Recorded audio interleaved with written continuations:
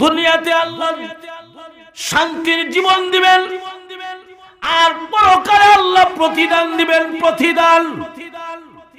এই জন্য পরকালের দিনকে ইয়াউমুল জাযা, প্রতিদান দিবস বলা হয়। আল্লাহ কি প্রতিদান দিবেন? ভালো কাজের প্রতিদানটা কি দিবেন? কোরআনের অন্য আয়াতে আল্লাহ বলেন, ইন্নাল্লাযীনা আমানু ওয়া আমিলুস সালিহাত কানাত লাহুম জান্নাতুল ফিরদাউসি নুজুলা। আল্লাহ বলেন, যারা ঈমান আনবে, ঈমানদার, ওয়া আমিলুস সালিহাত, আর ঈমানের সাথে সাথে যারা নেক আমল করবে, আমি আল্লাহ তাদেরকে প্রতিদান দিব। কি প্রতিদান? জান্নাতুল ফেরদাউসের মেহমান বানাবো। ও দুনিয়ার মানুষেরা, দুনিয়ার প্রত্যেকটা মানুষ এই দুইটা জিনিস চায়, দুইটা জিনিস কামনা করে।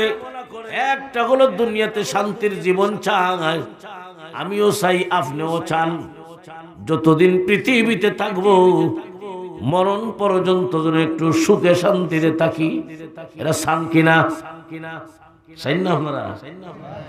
দুই নাম্বার, এটাও চান, আমি যেদিন পৃথিবীর থেকে বিদায় হয়ে যাব, আমি যেন মৃত্যুর পরে জান্নাতি হই। এই চাহিদাও দুনিয়ার প্রত্যেকটা মানুষের আছে। নামাজ হরুক আর না হরুক, জান্নাতে যাওয়ার আশা। আরো জোরে আল্লাহ বলেন, এই দুটোটা আশাই পূরণ করব, বিনা শর্তে নয়, শর্ত আছে। দুটোটা চাহিদা, তোমাদের মনের দুটোটা চাহিদাই পূরণ হবে আমি আল্লাহর দেওয়া শর্ত যদি মানতে পারো। ও দুনিয়ার ঈমানওয়ালারা, আমার দেওয়া শর্ত আমলে সালেহ, এটা কোরআনের ভাষা।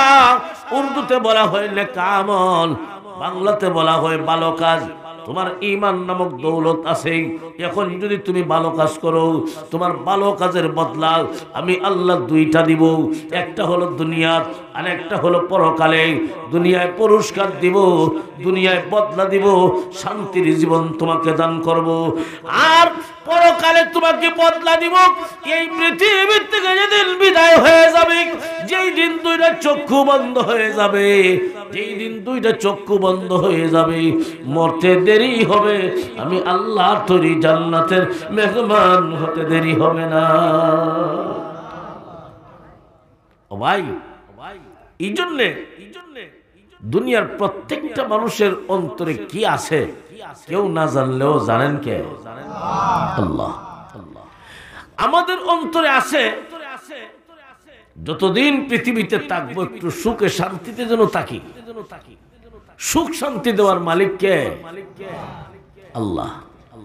কোন পথে থাকলে সুখ পাওয়া যায়, কোন পথে চললে শান্তি পাওয়া যায়, এই পথ বাদ দিয়া, এই রাস্তা বাদ দিয়া, এই পন্থা বাদ দিয়া ভিন্ন লাইনে যদি শান্তি তালাশ করেন, খোদার কসম করে বলি, খোদার কসম করে বলি, আল্লাহর দেওয়া পন্থা ছাড়া ভিন্ন লাইনে শান্তি চাইলে কখনোই শান্তি প্রতিষ্ঠিত হবে না।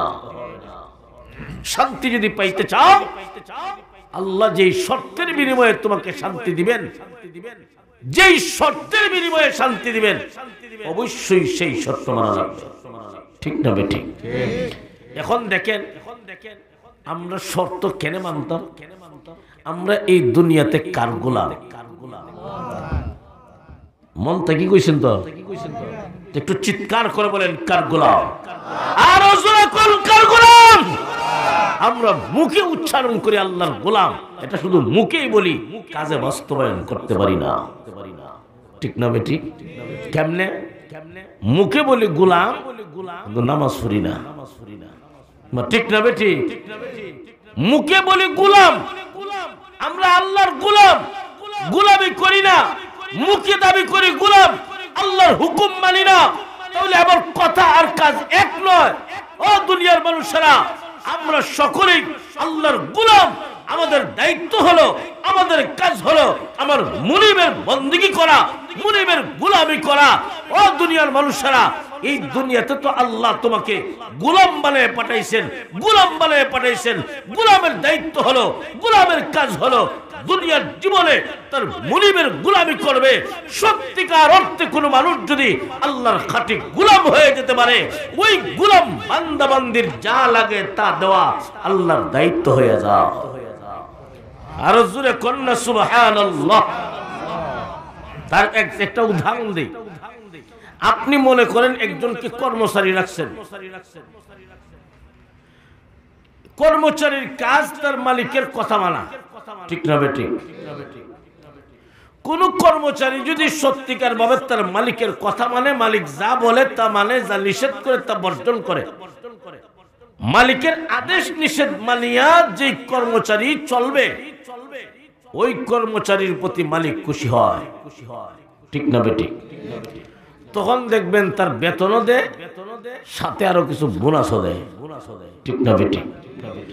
আর যদি দেখা যায় মালিক হুকুম করে একটা, কর্মচারী মানে না, মালিক আদেশ করে একটা, কর্মচারী করে আরেকটা, তাহলে মালিক খুশি হবে, আর বেজার হবে। মালিক যদি খুশি না হয় তো বোনাস দিব, বেতনই ঠিক মতো দেয় কিনা, ঠিক না বেটি? এখন আসেন এই দুনিয়ার একটা উদাহরণের মাধ্যমে, তোমার কর্মচারী যদি তোমাকে সন্তুষ্ট করতে না পারে, তুমি যেমন ভাবে তার প্রতি সন্তুষ্ট হও না, ও দুনিয়ার মানুষরা, তুমি তো আল্লাহর গোলাম, আল্লাহ তোমার মুনিব। তুমি যদি তোমার মুনিবকে সন্তুষ্ট না করতে পারো, তোমার মুনিব তোমার উপর সন্তুষ্ট হবে না। তোমার মুনিব যদি সন্তুষ্ট না হয়, জীবনে কোনোদিন চাইলেই শান্তি হওয়া যাবে কেন? মুনিবই সন্তুষ্ট না। আর আল্লাহ বলেন, ওয়া কানা হাক্কান আলাইনা নাসরুল মুমিনিন।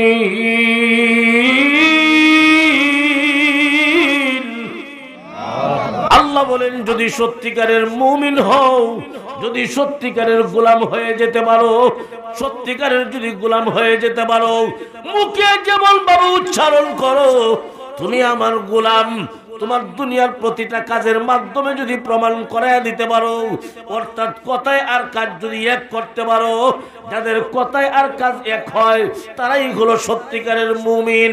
আল্লাহ বলেন, সত্যিকারের মুমিন যদি হতে পারো, তোমার যা লাগে তা দেওয়া আমি আল্লাহর দায়িত্ব হয়ে যাও। তখন আল্লাহ বলেন, তুমি যেহেতু গোলাম, এই দুনিয়ার গোলাম, গোলাম বানায় তোমাকে পাঠাইলাম, তাহলে যেই দিন দুনিয়ার জীবন শেষ হবে, পরকালে চিরস্থায়ী জান্নাতুল ফেরদাউসের মেহমান বানাবো। এখন গোলাম আর মেহমানের মাঝে বেশ কম কি? গোলাম আর মেহমানের মাঝে বেশ কম হইছে। আপনার বিয়াই যদি আপনার বাড়িতে আসে, ভালো খাবারের ব্যবস্থা, ভালো টাকার ব্যবস্থা, ভালো পরিবেশ আপনি আয়োজন করবেন কেন? আপনার বাড়ির মেহমান আসছে, আপনার বিয়াই সাহেব, ঠিক না বেঠিক? তখন বাড়ির যদি কর্মচারী তাকে দেখবেন হুকুম করে, তাড়াতাড়ি বাজারে যাও, বোয়াল মাছ নিয়ে আসো, গরু গোশত নিয়ে আসো, একটার পরে আরেকটা হুকুম, এই নিয়ে আসো, সেই নিয়ে আসো। কর্মচারী তার মালিকের হুকুম মানিয়া মেহমানের জন্য ভালো খাবার, ভালো থাকার ব্যবস্থা করলো। এটা কি কর্মচারী খাবে এই জন্য না মেহমানের জন্য? আরো জোরে। ভালো খাবার, ভালো থাকার ব্যবস্থা এটা গোলামের জন্য নয়, মেহমানের জন্য। গোলামের জন্য হলো আদেশ বাস্তবায়ন করা, আদেশ মানা, আর ভালো থাকার ব্যবস্থা হলো তার মেহমানের জন্য। ও দুনিয়ার মানুষেরা, তুমি তো দুনিয়ার মেহমান হয়ে আসো নাই, ভালো ইচ্ছা মতে থাকবে, ইচ্ছা মতে খাবে, এটার জন্য তো তোমাকে আল্লাহ দুনিয়াতে পাঠায় নাই। তুমি না গোলাম, তোমাকে গোলাম বানায় পাঠাইছেন। গোলামের দায়িত্ব হলো মুনিব যা বলেন তা মানা, মুনিব যা নিষেধ করেন তা বর্জন করা, এটা হলো গোলামের কাজ।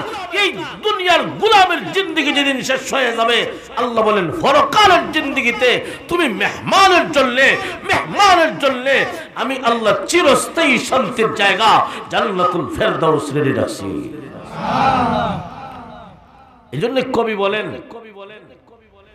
আয়েশা ইশরত কে লিয়ে দুনিয়া নেহি, आयशा इशरत के लिए दुनिया नहीं, याद रख तू बंद है मेहमान नहीं, याद रख तू बंद है मेहमान नहीं। आराम आयशार জন্য আল্লাহ তোমাকে দুনিয়াতে পাঠায় নাই, আল্লাহ তোমাকে গোলাম বানায় পাঠাইছেন। গোলাম মেহমান বানায় না। দুনিয়ার জিন্দেগি হলো গোলামের জিন্দেগি, পরকালের জিন্দেগি হলো মেহমানের জিন্দেগি। ঠিক না বেঠিক? ওই পরকালে তুমি মেহমান, আল্লাহ হবেন মেজবান। জোরে কন্না আল্লাহু আকবার। আল্লাহ মেজবান, আল্লাহর বাড়ির মেহমান হবা তুমি। আল্লাহ এমন এক জাত, এমন এক সত্তা যার কোনো কিছুর অভাব। এমন মালিকের মেহমান যদি হও, তাহলে তোমার জন্য উনি ব্যবস্থা করার দরকার নাই। তুমি চাইতে দেরি হবে, মনে তোমার আকাঙ্ক্ষা জাগ্রত হতে দেরি হবে, মনের আশা পূরণ হইতে দেরি হবে না। জোরে কন্না সুবহানাল্লাহ। এজন্য আল্লাহ কোরআনে বলেন, মা তাশতাহি আনফুসুকুম ওয়ালাকুম ফীহা মা তাদউন। আল্লাহ বলেন, ওই এমন একটা সময়, এমন একটা জায়গায় আমি আল্লাহ তোমাকে মেহমান বানাবো, আমি আল্লাহ হব মেজবান। দুনিয়ার মানুষেরা ওই জান্নাতের ভিতরে তুমি মেহমান হবে, আমি আল্লাহ হব মেজবান। ওই জান্নাতের ভিতরে তুমি চাইতে দেরি হবে, মনে যা চাইবে তোমার চাইতে দেরি হবে, আমি আল্লাহ তোমাকে দিতে একটা সেকেন্ড দেরি করব না। তাহলে মনের আশা পূরণ হওয়ার জায়গা দুনিয়া না পরকাল? আরো জোরে। মনের আশা দুনিয়ার দেখবেন চাইলেই পূরণ হয়, চাইলে পূরণ হইব। মনের আশা পূরণ হওয়ার জায়গাও দুনিয়া না। এটা কিভাবে? ও ভাই, এই দুনিয়া আপনার সময় নাই। দুনিয়াত কি সময় আছে? সময় আছে। আপনি এখান থেকে ওইটা বাড়িতে যাবেন, এই সময় আছে? গ্যারান্টি আছে? দুনিয়ার সময়ও নাই, স্বাস্থ্যও ভালো না। আমরা সময়ও নাই, স্বাস্থ্যও ভালো না। এটা কিভাবে? দুনিয়াত কার কখন জানি সময় শেষ হয়ে যায় দুনিয়ার কোন মানুষের জানা নাই। আর স্বাস্থ্য ভালো না। অনেক মানুষ দেখবেন টাকা পয়সার পাহাড়, কিন্তু ডাক্তারের নিষেধ, ভালো জিনিসগুলা খাইও না, সবজি আর রুটি খাও। আছে না নাই? তাহলে দুনিয়ার তোমার স্বাস্থ্য ভালো না, কোন সময় কোনটা খাইবা, পেট খারাপ হয়ে যাবে। তাহলে দুনিয়ায় তোমার স্বাস্থ্য ভালো না, তুমি যে চাহিদা মতো খাইবা, আবার তোমার কাছে সময়ও নাই চাহিদা মতো খাওয়ার জন্যে, চাহিদা মতো বসবাসের জন্যে। এটা দুনিয়া উপযোগী নয়, জান্নাত উপযোগী।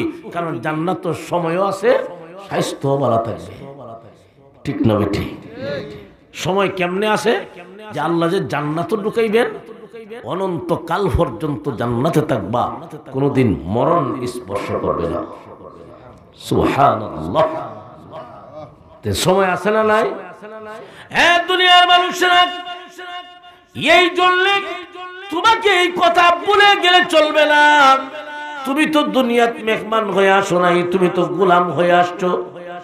তুমি মুখে উচ্চারণ করো তুমি গোলাম, কিন্তু কাজে বাস্তবায়ন করতে পারো না।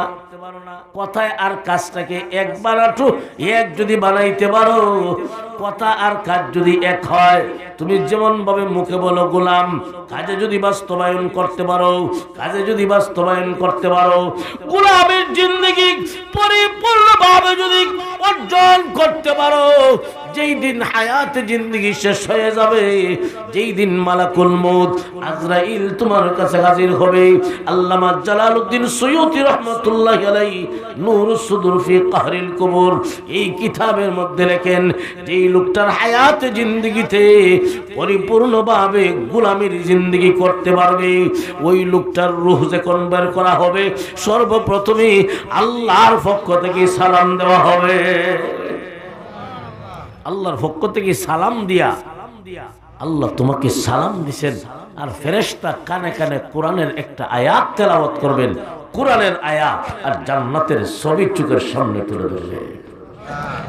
আরো আস্তে করে সুবহানাল্লাহ।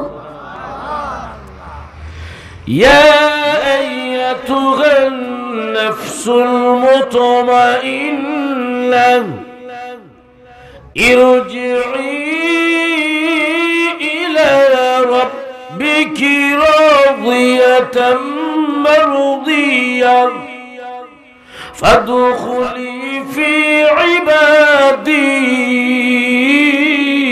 ওয়াদখুলি জান্নতি। জোরে কোন আল্লাহু আকবার। আল্লামা জালালউদ্দিন সুয়ুতী রাহমাতুল্লাহি আলাইহি ওনার কিতাবে লেখেন, আজরাইল ফেরেশতা 500 রহমতের ফেরেশতার বাহিনী নিয়ে ওই লোকটার কাছে হাজির হবে, যেই লোকটা দুনিয়াতে গোলামির জিন্দেগি অর্জন করেছে, পরিপূর্ণভাবে গোলামির জিন্দেগি অর্জন করেছে। সর্বপ্রথমে লোকটার কাছে আল্লাহর পক্ষ থেকে সালাম পৌঁছায় দেওয়া হবে, আর কানে কানে কোরআনের আয়াত তেলাওয়াত করবে। হে প্রশান্ত মন, আয় ইরজিই, আয় ফিরে আয়, ইলা রাব্বিকি, তোমার রবের দিকে, তোমার মালিকের দিকে ফিরে আও, যার গোলামি তুমি করলা সারা জীবন, ওই মালিকের দিকে ফিরে আও। কোন অবস্থায়? রাদিয়াতাম মারদিয়া, সন্তুষ্ট অবস্থায়। তুমি গোলামি করে সন্তুষ্ট, আর তোমার মালিক তোমার উপর সন্তুষ্ট, তুমিও সন্তুষ্ট, তোমার মালিকও সন্তুষ্ট। ফাদখুলি ফি ইবাদি ওয়াদখুলি জান্নতি। জান্নাতের ছবি তার চোখের সামনে তুলে ধরা হবে, ইশারা করে ফেরেশতা বলবে, আ প্রশান্ত মন, ওই যে জান্নাত দেখা যায়, ওই জান্নাত হবে তোমার চিরস্থায়ী ঠিকানা। ওই জান্নাতের ভিতরে তোমার মালিকের সাথে তোমার দেখা হবে। ও দুনিয়ার মানুষেরা, এই দুনিয়ার তুমি গোলাম, সত্যিকার অর্থে কথা আর কাজ এক যদি করতে পারো, গোলামের জিন্দেগি যদি পরিপূর্ণভাবে গ্রহণ করতে পারো, যেই দিন হায়াতে জিন্দেগি শেষ হয়ে যাবে, যেই দিন দুইটা চক্ষু বন্ধ হয়ে যাবে, ওই সময় থেকেই পরকালের জিন্দেগি শুরু হয়ে যায়। পরকালের জীবনের সূচনা হয় কবরের জগৎ থেকে। কবর হলো পরকালের প্রথম ঘাঁটি, প্রথম স্টেশন। এখান থেকে শুরু হইয়া জান্নাত জাহান্নাম পর্যন্ত কবর হলো পরকালের একটা ঘাঁটি। হাসরের মাঠ হলো পরকালের একটা অংশ, এবং মিজান হলো পরকালের একটা অংশ। ফুলসিরাত হলো পরকালের একটা অংশ। হিসাব নিকাশ হলো পরকালের একটা অংশ। জান্নাত জাহান্নাম হলো পরকালের আরেকটা অংশ। হাউজে কাউসার হলো পরকালের আরেকটা অংশ। এক কথায় আমরা বলি ওয়াল ইয়াউমিল আখিরি, আল্লাহ পরকাল বিশ্বাস করি। এক কথায় বলে 8টা জিনিসের উপর বিশ্বাস স্থাপন করার কথা স্বীকার করে নিলাম।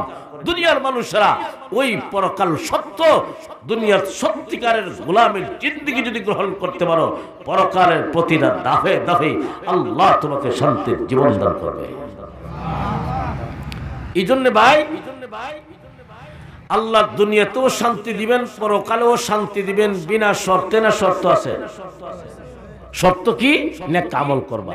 এখন আসেন, আমরা এখানে যারা আছি অনেকেই নেক আমল করেন, বিভিন্ন লাইনে, বিভিন্ন পন্থায়, বিভিন্ন পদ্ধতিতে, বিভিন্ন তরিকায় নেক আমল করেন। যে এখানে যারা নামাজ পড়েন, সকলের নামাজ, যদিও নামাজ নেক আমল, কিন্তু সকলের নামাজ সওয়াবের দিক দিয়ে সমান নয়, বেশ কম। ঠিক না বেঠিক? অনেকেই দান খয়রাত করেন, সকলের দান খয়রাত সমান নয়, বেশ কম। সকলের আমলের ওজন সমান নয়, বেশ কম। আপনি যেই গোলামিটা করবেন, যেই বন্দেগীটা করবেন, যেমন মনে করেন সবচেয়ে বড় গোলামি, সবচেয়ে বড় বন্দেগী, আমি ঈমানদার, ঈমান আনার পরে সবচেয়ে বড় বন্দেগী হলো দৈনিক 5 ওয়াক্ত নামাজ। ঠিক না বেটি? আমি নামাজটার কথাই বলি। মনে করেন দৈনিক 5 ওয়াক্ত নামাজ দুনিয়ার সমস্ত ঈমানদার, নারী হোক অথবা পুরুষ হোক, শিক্ষিত হোক অশিক্ষিত হোক, ধনী হোক গরিব হোক, সকলের উপর সমানভাবে ফরজ। ঠিক না বেটি? নালে আমরার উপর ফরজ। কি বলেন?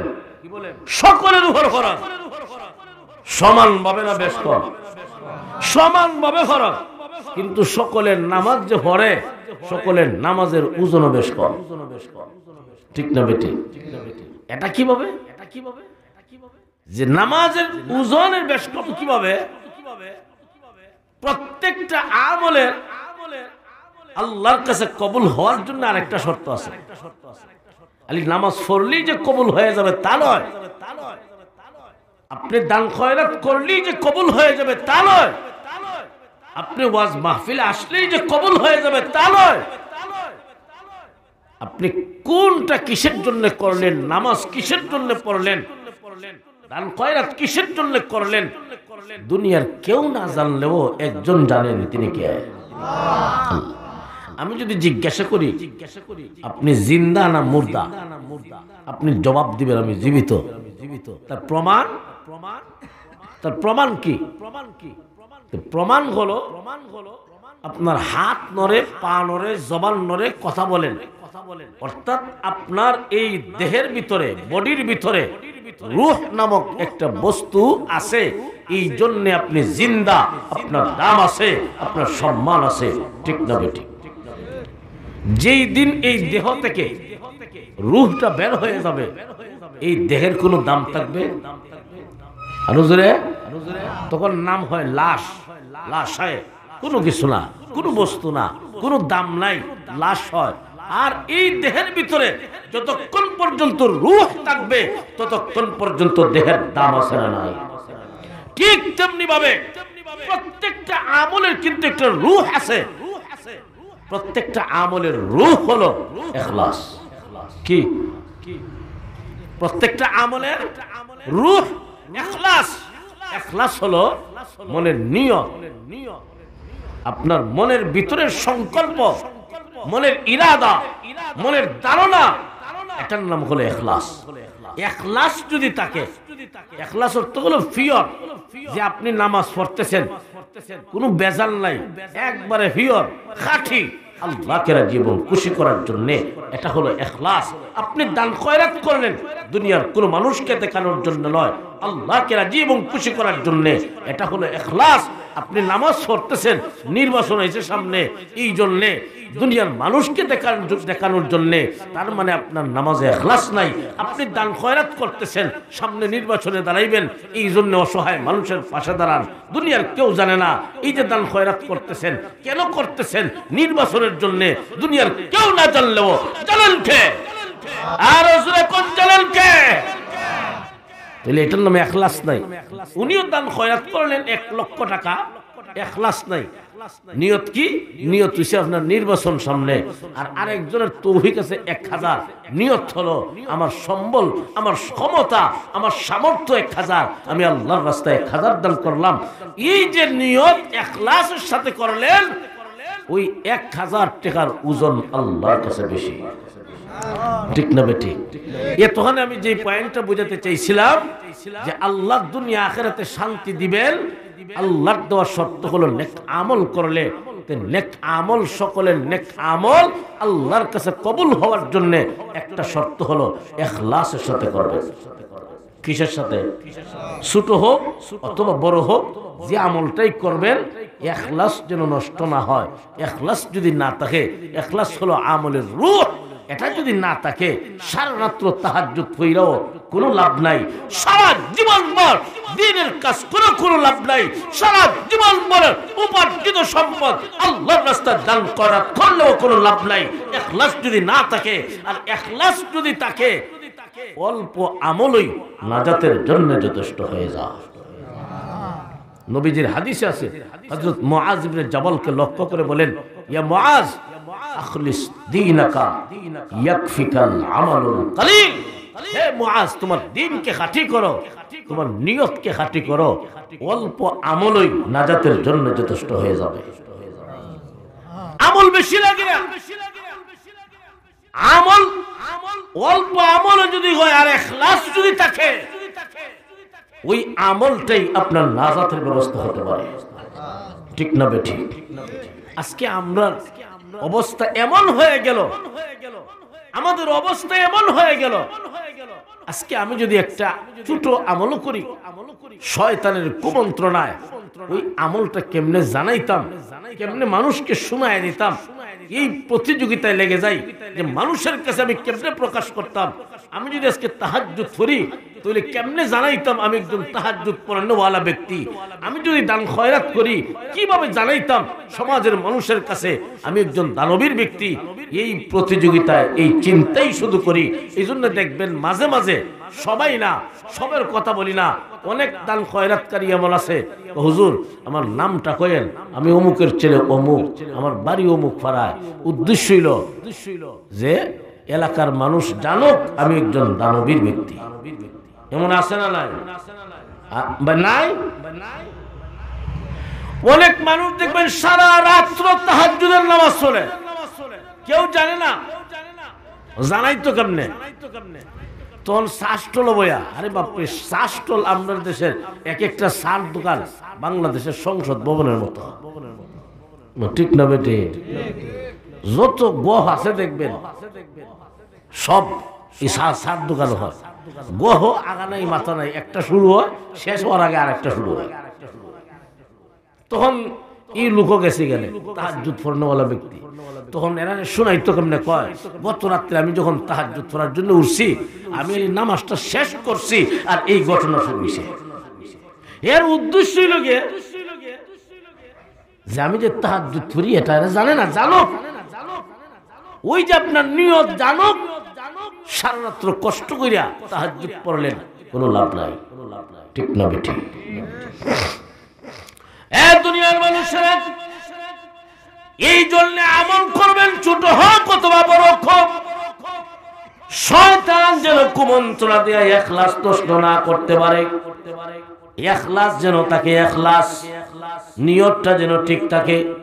দুনিয়ার কাউকে দেখানোর জন্য নয়, দুনিয়ার কাউকে খুশি করার জন্য নয়, আমার মাওলাকে সন্তুষ্ট করার জন্য করব। এমন নিয়ত যদি আমল করেন, এমন নিয়ত যদি থাকে, আমার নবী বলেন আমল বেশি লাগবে না, অল্প আমলই নাজাতের জন্য যথেষ্ট হয়ে যাবে। ও দুনিয়ার ইমানদার মুসলমান, আমাদের আকাবির আসলাফের আমল এমন ছিল, আমাদের আকাবির আসলাফ, আকাবিররা যখন আমল করতেন, আমাদের মুরব্বীরা, আগের আলেম ওলামা, আগের বুজুর্গরা আমল করতেন, উদ্দেশ্যই থাকতো এমন, দুনিয়ার কেউ যেন না জানে, আমার আল্লাহকে জীবন খুশি করার জন্য ওনারা আমল করতেন। একজন বুজুর্গের কথা আপনাদেরকে শোনাই। আমাদের ভারতবর্ষের একজন আল্লাহওয়ালা বুজুর্গ খাজা কুতুবউদ্দিন বখতিয়ার খাকি রহমতুল্লাহি আলাইহি, নাম শুনছেন না আপনারা? কত বড় আল্লাহওয়ালা বুজুর্গ! এখনো উনার নামে, উনার স্মরণে ভারতের দিল্লিতে কুতুব মিনার নামে একটা স্থাপনা আছে, স্মৃতি হিসাবে এখনো রাখা হয়েছে। এত দামি এবং এত মূল্য ছিল মানুষের কাছে। ওই খাজা কুতুবউদ্দিন বখতিয়ার খাকি রহমাতুল্লাহি আলাইহি ইন্তেকালের আগ মুহূর্তে ওনার পরিবারের লোক, ছাত্র বক্তবৃন্দ ওনাদেরকে ডাইকে একটা ওসিয়ত করলেন, আমি যেদিন পৃথিবী থেকে বিদায় হয়ে যাব, আমাকে জানাজার নামাজ যে তোমরা পড়াইয়া দিবা, যাকে তাকে দিয়া আমার জানাজার নামাজ পড়াইও না। আমার জানাজার নামাজ ওই লোকের মাধ্যমে পড়াইবা যার মাঝে চারটা গুণ থাকবে, চারটা গুণ যার মাঝে পাওয়া যাবে, উনাকে দিয়া আমার জানাজার নামাজ পড়াইবা। গুণগুলা কি? এক নাম্বার, যেই লোক প্রাপ্ত বয়স্ক হওয়া থেকে আমার জানাজার দিন পর্যন্ত জীবনে কোনদিন 5 ওয়াক্তের ফরজ নামাজ জামাতের তাকবীরে উলা জীবনে 1 ওয়াক্তের তাকবীরে উলাও ছুটে যায় নাই। সুবহানাল্লাহ। এমন কেউ আসেননি কইতে পারবেন আমি বালেগ হওয়া থেকে, প্রাপ্ত বয়স্ক হওয়া থেকে এখন পর্যন্ত জীবনে কোনো দিন 1 ওয়াক্তের ফরজ নামাজ ও জামাতের তাকবীরে উলা ছুটে নাই? আসেননি কেউ? সারা বাংলাদেশে আছে। 2 নাম্বার, ওই লোক আমার জানাজার নামাজ পড়াবে যার জীবনে কোনোদিন 1 রাত্রেও তাহাজ্জুদের নামাজ কাজা হয় নাই। 3 নাম্বার, যার জীবনে কোনোদিন 1 দিনের আসরের সুন্নত নামাজটাও কাজা হয় নাই। গুণগুলা শুরু না বড়? কথা বলেন। 4 নাম্বার, ওই লোক আমার জানাজার নামাজ পড়াবে যার জীবনে কোনোদিন বেগানা নারীর দিকে তাকাইয়া গুনাহের কল্পনা করে নাই। কয়টা গেছে? 1 নাম্বার, জীবনে কোনোদিন 1 ওয়াক্তের ফরজ নামাজ জামাতের তাকবীরে উলা ছুটে না। 2 নাম্বার, জীবনে কোনোদিন 1 রাত্রের তাহাজ্জুদ কাজা হয় নাই। 3 নাম্বার, জীবনে কোনোদিন 1 দিনের আসরের সুন্নত নামাজ পর্যন্ত কাজা হয় নাই। 4 নাম্বার, জীবনে কোনোদিন বেগানা মহিলার দিকে তাকাইয়া গুনাহের কল্পনা করে নাই। এই 4টা গুণ যার মাঝে থাকবে উনি আমার জানাজার নামাজ পড়াবে, উনাকে দিয়ে আমার জানাজা পড়াইয়া দিও। এই 4টা গুণওয়ালা যদি কাউকে না পাওয়া যায়, জানাজা লাগবে না, বিনা জানাজায় দাফন করে দিবা। এই হলো আল্লাহর ওলির ওসিয়ত। ও দুনিয়ার মুসলমান ইমানদার, আল্লাহর ওলি খাজা কুতুবউদ্দিন বখতিয়ার খাকি রাহমাতুল্লাহি আলাইহি যেদিন পৃথিবী থেকে বিদায় হয়ে গেছেন, সারা দুনিয়ার বিভিন্ন প্রান্তে যার ভক্তবৃন্দ ছিল, এত বড় বুজুর্গ, সারা দুনিয়ার বিভিন্ন প্রান্তে ওনার পরিচিতি ছিল। যখন এই সংবাদ পৌঁছে গেল খাজা কুতুবউদ্দিন বখতিয়ার খাকি আর দুনিয়াত নাই, সারা দুনিয়ার বিভিন্ন প্রান্ত থেকে লক্ষ লক্ষ মানুষ, লক্ষ লক্ষ ভক্তবৃন্দ ভারতের দিল্লির শাহী জামে মসজিদের সামনে জানাজা পড়ার জন্য লক্ষ লক্ষ মানুষ হাজির হলো। আল্লাহ ওয়ালার জানাজার নামাজ পড়ার জন্য মানুষ দূর দূরান্তে যায়, ঠিক না বেটি? আপনি আমিও যাই। কেন যাই জানেননি? মনে একটা আশা থাকে, মনে বড় আকাঙ্ক্ষা থাকে, আরে এমন বুজুর্গর জানাজার নামাজ যদি পড়তে পারি, হয়তো কিয়ামতের দিন এই জানাজার নামাজটাই নাজাতের উসিলা হবে। আল্লাহর ওলি খাজা কুতুবউদ্দিন বখতিয়ার খাকি রাহমাতুল্লাহি আলাইহি এত বড় বুজুর্গ, এত বড় আল্লাহ ওয়ালা, যার পরিচিতি সারা দুনিয়ার বিভিন্ন প্রান্তে ছিল। মানুষ বুকে বড় একটা আশা নিয়া লক্ষ লক্ষ মানুষ হাজির হইল। উদ্দেশ্য হলে একটাই, এত বড় বুজুর্গর জানাজার নামাজ যদি পড়ি গো, হয়তো এই জানাজার নামাজটাই আমার হাসরের মাঠে নাজাতের উসিলা হবে। লক্ষ লক্ষ মানুষ হাজির। জানাজার নামাজ হবে জোহরের নামাজের পরে সর্বপ্রথমে ওনার খাদেম ঘোষণা দিল, লক্ষ লক্ষ মুসল্লিদের সামনে ঘোষণা দিল, আল্লাহর ওলির ওসিয়ত হলো যার মাঝে 4টা গুণ থাকবে উনি জানাজার নামাজ পড়াইবে। এই গুণগুলা উল্লেখ করা হলো। 1 নাম্বার, যার জীবনে কোনোদিন 1 ওয়াক্তের ফরজ নামাজ জামাতের তাকবীরে উলা ছুটে যায় নাই, যার জীবনে কোনোদিন 1 রাত্রের তাহাজ্জুদ কাজা হয় নাই, যার জীবনে কোনোদিন 1 দিনের আসরের সুন্নত নামাজটাও কাজা হয় নাই, যিনি জীবনে কোনোদিন বেগানা নারীর দিকে তাকাইয়া গুনাহের কল্পনা করে নাই, এই চারটা গুণওয়ালা যদি কেউ থাকেন, আপনি সামনে আসেন, আপনি আজকের দিনে জানাজার নামাজ পড়াবে। এটা হলো আল্লাহর ওলির ওসিয়ত। এবং আরেকটা ওসিয়ত, এই চারটা গুণওয়ালা যদি কাউকে না পাওয়া যায়, আমরা যেন বিনা জানাজায় দাফন করে দিই। এই ঘোষণা দেওয়ার পরে লক্ষ লক্ষ মানুষ মাথা নিচের দিকে দিয়া চোখ থেকে পানি ছেড়ে ছেড়ে কান্দে। আরে এত দূর থেকে আসলাম জানাজা পড়ার জন্য, বুকে বড় আশা নিয়া। যেই শর্ত দেওয়া হয়েছে, যেই ওসিয়ত, মনে হয় আজকের দিনে আর জানাজার নামাজ পড়া হবে না।